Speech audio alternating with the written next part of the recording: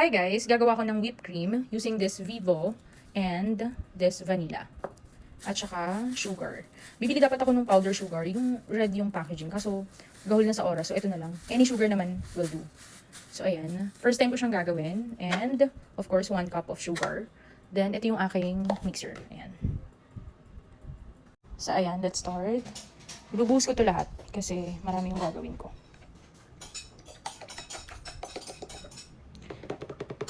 Guys, niref ko to ng 24 hours. And then isang 1 cup of sugar. And then itong vanilla, 1 teaspoon lang to. Ayan. Then mimix na natin. Ayan.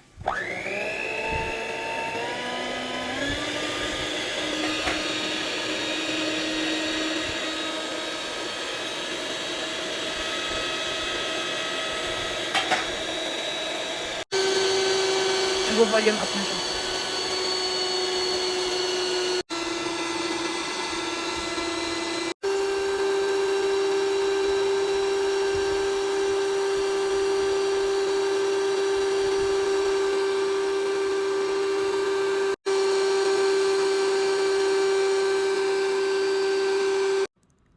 Tignan nyo guys, nag-volume up na siya and then ayan, nakikita nyo ba? Ang lapot na niya. Medyo malabo. So, ayan. Ang ganda na ng consistency niya. Diba? Nag-volume up siya and at the same time, ayan na siya. Pwede na to. Ang ganda talaga nitong itong ginagamit kong mixer. Parang 2 years ko na to ginagamit. 3 years na actually. Ginamit ko yan sa mini donut ko. Parang sa SM ko lang yung binili. 3,000. I think. Ganun. Ayan, napakaganda. Diba? Mabilis lang pag may mixer. So, tingnan natin kung okay na siya. Lalagay ko ito sa piping bag. Ayun lang, guys. Thank you. So, ito na yung nagawa natin. Ayan.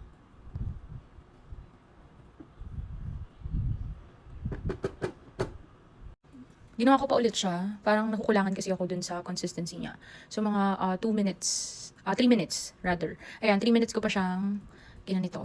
So, tingnan natin kung mas okay na to. So, ayan, mas okay. So, mga 8 to 9 minutes ko siya ginanito. So, ayan. Mas okay yung consistency nito. Ayan. Ayan, tingnan nyo. Diba? So, ayan. Ang dami ko na rin nagawa sa isang Vivo box. 1 liter ata yun. Ayan. Yan lang, guys. Ito na yung nalagay ko sa piping bag. Ayan. Bumili ako nito. Para pang bukol dito. So far, ayan yung nagawa ko. Ayan, napakadami pa. Feeling ko madami akong magagawang ganito.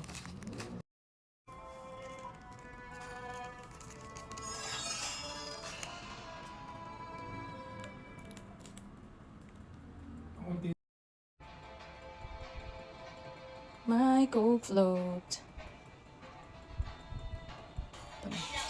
So, ito na yung nagawa ko sa isang box ng Vivo.